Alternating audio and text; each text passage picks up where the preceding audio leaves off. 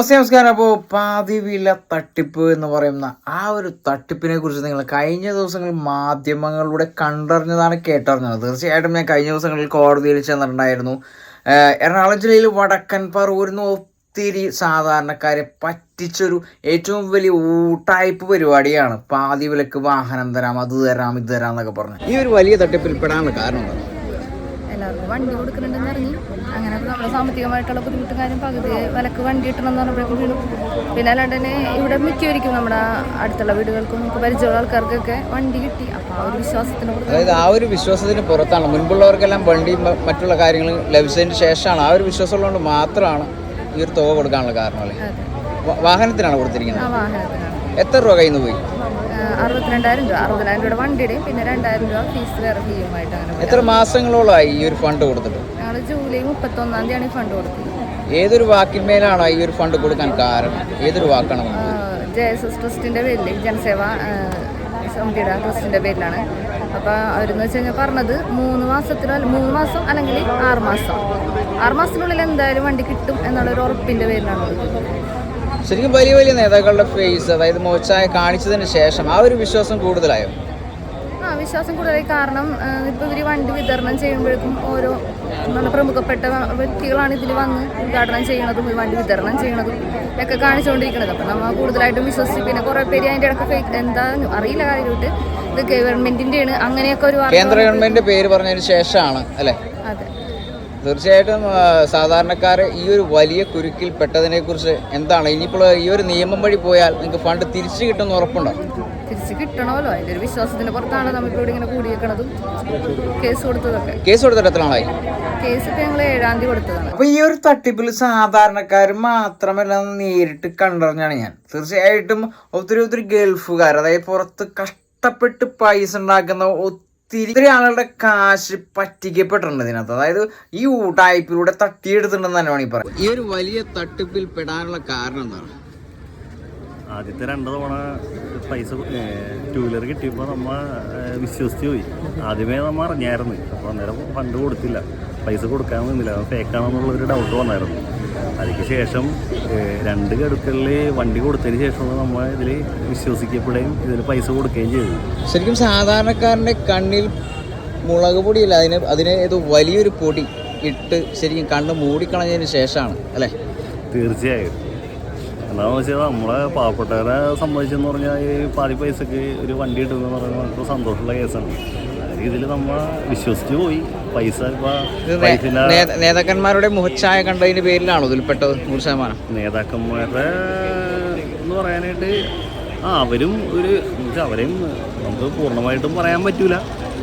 അവരുടെ ഒരു എന്താ പറയുക, നമുക്കൊരു ഓഫർ തന്നപ്പോൾ നമ്മൾ വിശ്വസിച്ച് ഇവരും കൂടി ഉണ്ടല്ലോ എന്നുള്ള ഇതിൽ നമ്മൾ വിശ്വസിച്ച് പോയി. ശരിക്കും ഇത്രയും വലിയൊരു തട്ടിപ്പാണെന്ന് ഒരിക്കലും വിചാരിച്ചില്ല. ആദ്യമൊക്കെ ഈ കൊടുത്തിരുന്ന ആൾക്കാർക്ക് ഈ ഒരു 2 വീലർ കിട്ടുമ്പോൾ നിങ്ങൾ ആ ഒരു വിശ്വാസത്തിലാണ് പണം കൊടുത്തിരിക്കുന്നത്. എത്ര രൂപ കയ്യിൽ നിന്ന്? 62,000 രൂപ കൊടുക്കുക. തീർച്ചയായിട്ടും ഈ ഒരു കേസിൽ പോയി കഴിഞ്ഞാൽ തിരിച്ച് കിട്ടും എന്നൊരു ഉറപ്പുണ്ടോ? ഉറപ്പ് പ്രതീക്ഷയില്ല. ഇപ്പോൾ എന്നാലും ഇത്രയും പേര് ഒരുമിച്ചായിട്ട് കൊടുക്കുമ്പോൾ നമ്മുടെ കോടതിനെയും നീതിന്യായ വ്യവസ്ഥയിൽ നമുക്കൊരു വിശ്വാസം ഉള്ളതുകൊണ്ട് പേരിൽ കിട്ടുമെന്ന് ഒരു 50-50 ചാൻസ്. 2025 കാലഘട്ടത്തിൽ ഇത്രയും വലിയ വിവരക്കേടെന്ന് വേണമെങ്കിൽ പറയാം. അതായത് പാതിവിലക്ക് വാഹനം തരാം, അല്ലെങ്കിൽ മറ്റു തരാം, മറിച്ച് തരാം, അല്ലെങ്കിൽ ഇന്നൊരു സംഭവം വഴിയാണ് ഇതൊക്കെ നിങ്ങൾക്ക് തരുന്നതെന്ന് പറയുമ്പോൾ അത് അന്വേഷണം നടത്താതെ ഡയറക്റ്റ്ലി അപ്പം തന്നെ കയ്യിലിരിക്കുന്ന പണം കൊണ്ടു കൊടുത്ത അവരുടെ ഒരു അശ്രദ്ധയാണ് ഏറ്റവും വലിയ കാരണം. ആഴ്ചക്കാലമായിട്ട് കേരളം കണ്ട ഏറ്റവും ഭീകരമായ തട്ടിപ്പിൻ്റെ സാഹചര്യത്തിലൂടെയാണ് കടന്നു പോകുന്നത്. സാധാരണക്കാരായ അമ്മമാരും സഹോദരിമാരും വിദ്യാർത്ഥികൾ ഉൾപ്പെടെയുള്ളവരെല്ലാവരും പണം നിക്ഷേപിച്ചുകൊണ്ട് എങ്ങനെയെങ്കിലും ഒരു ഉപജീവന മാർഗത്തിനും വിദ്യാഭ്യാസം ഉറപ്പുവരുത്തുന്നതിന് വേണ്ടിയൊക്കെ കോളേജുകളിലുള്ള യാത്രകൾ സൗകര്യപ്രദമായി നടക്കാൻ വേണ്ടി എല്ലാ ആവശ്യങ്ങളും ഉന്നയിച്ചുകൊണ്ടാണ് ഇത്തരത്തിലുള്ള ഒരു പദ്ധതി വന്നപ്പോൾ നരേന്ദ്രമോദിയുടെ രാധാകൃഷ്ണൻ്റെ ഉൾപ്പെടെയുള്ള ഫോട്ടോകൾ വെച്ചുകൊണ്ട് നമ്മുടെ നാട്ടിൽ പറവൂർ മുഴുവൻ ഏകദേശം ഒരു 100-100ഓളം ഫ്ലക്സുകൾ വടക്കേക്കര വരാപ്പുഴ മേഖലകളിൽ വെച്ചുകൊണ്ടാണ് ഈ ഒരു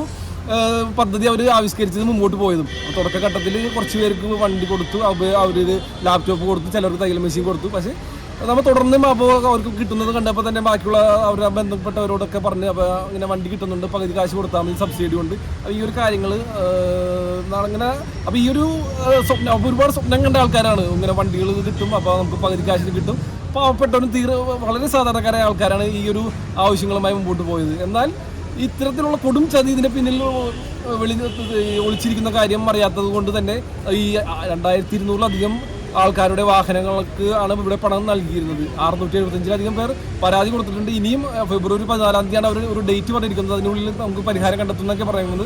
അതിലൊന്നും തീരില്ല നമുക്കറിയാം. അപ്പോൾ അതിനുശേഷം തുടർ നടപടികളുമായിട്ട് നമ്മൾ മുമ്പോട്ട് പോകും. ഒരു ആക്ഷൻ കൗൺസിൽ രൂപീകരിച്ചുകൊണ്ട് എല്ലാവരെയും ഉൾപ്പെടുത്തിക്കൊണ്ട് തന്നെ സമര പോരാട്ടങ്ങളുമായും സിവിൽ നിയമ നടപടികളുമായിട്ട് മുമ്പോട്ട് പോകാൻ തന്നെയാണ് നമ്മുടെ തീരുമാനം. തീർച്ചയായിട്ടും വലിയ വലിയ നേതാക്കളുടെ മുഖച്ഛായ പുറമേ കാണിച്ചതിന് ശേഷമാണ് ഈ ഒരു വലിയ തട്ടിപ്പ് നടത്തിയിരിക്കുന്നത്, ശരിയാണോ? അത് തീർച്ചയായിട്ടും നമുക്ക് ഞാൻ സൂചിപ്പിച്ചതുപോലെ തന്നെ പ്രധാനമായിട്ട് രാധാകൃഷ്ണൻ തന്നെയാണ് നരേന്ദ്രമോദിയും ഈ പറഞ്ഞ അനന്തകൃഷ്ണനും ഉൾപ്പെടെയുള്ളവരുടെ ഫോട്ടോകൾ അങ്ങോളം ഇങ്ങോളം കേരളത്തിൽ മുഴുവൻ ഏകദേശം 400-500 കോടിയുടെ തട്ടിപ്പാണെങ്കിൽ തന്നെ പറവൂർ മാത്രം ഒരു 15 കോടി രൂപയുടെ തട്ടിപ്പാണ് നടന്നിരിക്കുന്നത്. അതിലേക്ക് രാധാകൃഷ്ണന്റെ പങ്ക് വ്യക്തമാണ്. കാരണം അദ്ദേഹം അത്രത്തോളം ഇവിടെ ഇടപെടലുകൾ നടത്തിയിട്ടുണ്ട്. പലയിടത്തും വീട്ടിൽ യോഗങ്ങൾ കൂടി വന്ന് സംസാരിച്ച് നിങ്ങൾക്ക് വേണ്ടിയുള്ള ഞങ്ങളുടെ പദ്ധതിയാണ്, കേന്ദ്രത്തിന്റെ പദ്ധതിയാണ്, ആ പദ്ധതിയാണ്, ഇതൊന്നും അല്ലായിരുന്നിട്ട് പോലും ഇത്തരത്തിലുള്ള കാര്യങ്ങളുമായിട്ട് മുമ്പോട്ട് പോയപ്പോൾ അത് ജനങ്ങൾ പറ്റിക്കപ്പെട്ടു. ഇനി നമുക്ക് സമരങ്ങളായിട്ട് മുമ്പോട്ട് പോകാൻ തന്നെയാണ് തീരുമാനം നമ്മുടെ. ശരിക്കും ഈ അനന്തകൃഷ്ണൻ എന്ന് പറയുന്ന ആ ഒരു വ്യക്തി മാത്രമല്ല, ഇതിന് പുറകിലായിട്ട് വലിയൊരു മാഫിയ ഉണ്ട് എന്ന് തന്നെ തീർച്ചയായിട്ടും ഇതിന്റെ പുറകിൽ ഒരു വലിയ മാഫിയ. അനന്തകൃഷ്ണൻ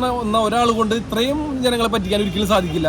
ലക്ഷക്കണക്കിന് ജനങ്ങളെയാണ് പറ്റിച്ചിരിക്കുന്നത്. അവര് 500-ലധികം ചെറിയ NGO രൂപീകരിച്ചുകൊണ്ട് പല ജനങ്ങളിലേക്ക് എത്തി ഇങ്ങനെ പണം സ്വരൂപിക്കുവാൻ സ്വാഭാവികമായിട്ടും പലരുടെയും പിന്തുണയുണ്ട്. അത് ശക്തമായ അന്വേഷണത്തിലൂടെ പുറത്തു കൊണ്ടുവരണം. അപ്പോൾ അതിനുവേണ്ടിയുള്ള നടപടികൾ കൈക്കൊള്ളണം തന്നെയാണ് ഞങ്ങളുടെ തീരുമാനം, അതിന്റെ ആവശ്യപ്പെടുന്നത്. ഇവിടെ വന്നു ചേർന്നിരിക്കുന്ന ഈ ഒരു സാധാരണക്കാരുടെ ഒരു 2 കൈയും കൂട്ടിപ്പിടിച്ചാൽ ഈ പറയുന്ന കേസ് വിജയിക്കാൻ സാധിക്കുമോ?